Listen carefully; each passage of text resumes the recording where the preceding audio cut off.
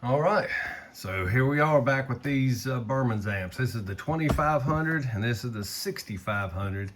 I ordered these on March the 21st and they were delivered on March the 31st. And here it is, April 5th, and I'm just now getting around to them.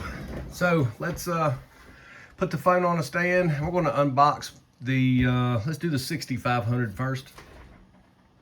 And then do some testing. We're going to check it out.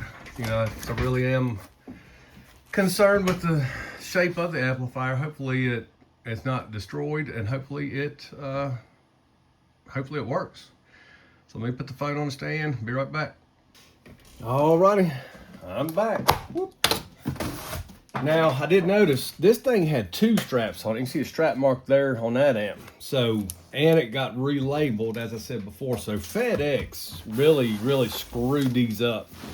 I mean, look, this amplifier is not very heavy, and I mean the box, it's, you know, it's in pretty bad shape. So I mean, okay, sure, the manufacturer could supply better packaging, but same time, if the shipping company is going to kick it around like it's a freaking soccer ball, there's, you know, there's not a whole heck of a lot that we can do about it. So, you know, the box is taped up. That's probably because FedEx done played football with it.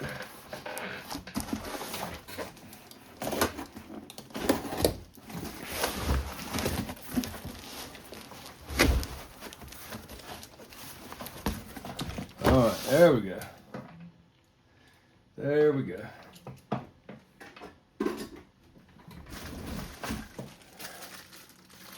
Yeah. Bass knob is broken. Of course, you know, it's just a cheap bass knob. We really don't care about that. I always set them to the side. We got manual, and it doesn't even have this amplifier in it. This is the 6500.1D. So, I mean, I don't need a manual. I'm not worried about the ratings on the amplifiers as much as the performance of the amplifier. So, don't know what that's to. Some kind of plastic. Yeah, so, yeah, we had already seen that foot, mounting foot, it was damaged, but the RCAs are not damaged, so that's good. All right, on this end of the amp,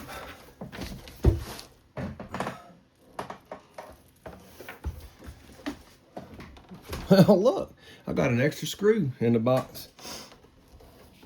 Doesn't have a screw missing, but I've got an extra screw in the box. That's weird. All right, so this mounting foot is bent up a little bit, but luckily the terminals are not damaged. So let me pause the video, let me get this thing hooked up, and let's see what this thing does, okay? Okay, so unfortunately, we're not going to be able to test this amplifier, okay? So since it was damaged, the box was damaged, I decided to do some preliminary checking before I actually connected the cat bank, the big cat bank, to the power supply. So there's your ground, it's clearly marked. Ground, remote, and 12 volt. All right. So this amplifier has a damaged power supply. So how do you know that? You didn't even hook it up yet. And we'll show you. Take a multimeter. Put it on that setting. All right, so it's going to show continuity. You can put it on diode setting if you want. But see, it's on auto. Right there. So, you know, you cross the leads to check. You cross the leads to check, and it'll go to short circuit, right? or it might show a small impedance for the leads, but these leads are 0. All right, so now with an amplifier with a good power supply, or a power supply that's not damaged, then you can take a multimeter and either on auto mode here or on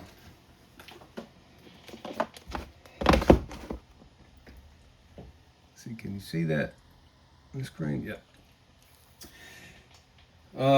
Diode mode, or on this auto mode, you can put your negative probe on the ground, positive probe on the power, and it should count up in resistance. It should count up. Right? Look, it's almost a short circuit. 0.8 ohm. All right, and then the other way. Right? 0.8. So when you, what I'm checking here, see right now there's a short circuit on the power supply. The power supply MOSFETs are bad. There has a short circuit on it. So after I found, did that quick check,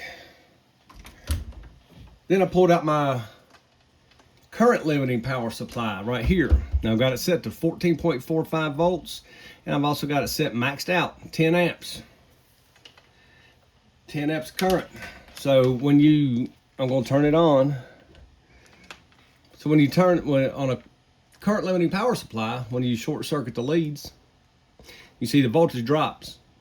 The amperage stays the same. Right?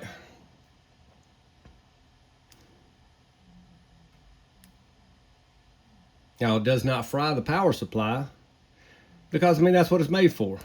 You can see right there it's on constant voltage, and then when I touch the leads together, short circuit the leads, it goes to constant current. And that's the way on some of the power supplies you have to adjust the amperage is by shorting the leads out. But with this one, you can turn it off, turn the output off, and then adjust the amperage with it off. But I'm going to turn it wide open, turn this on, and then you'll see what happens. I'm going to connect the ground, and I'm going to connect the power. And you see, it's on constant current because it's a direct short. It went down to 5 volts, and we're at, it's wide open amperage. Right? So if I connect my cat bank to it, that thing is going to go pow, fizzle, fizzle, smoke, possibly catch on fire. So I'm not going to do that. I'm just going to make a separate little 30-second video to send to Temu and return this amplifier. Yeah, and I give up on this 6500. The first one came in mangled, this one came in, and the box was not in good shape. I'm done with the 6500. So let me get the 2500 out, and hopefully it works. All right. Sorry about the no testing on this one, but what can I do? Till next time, peace.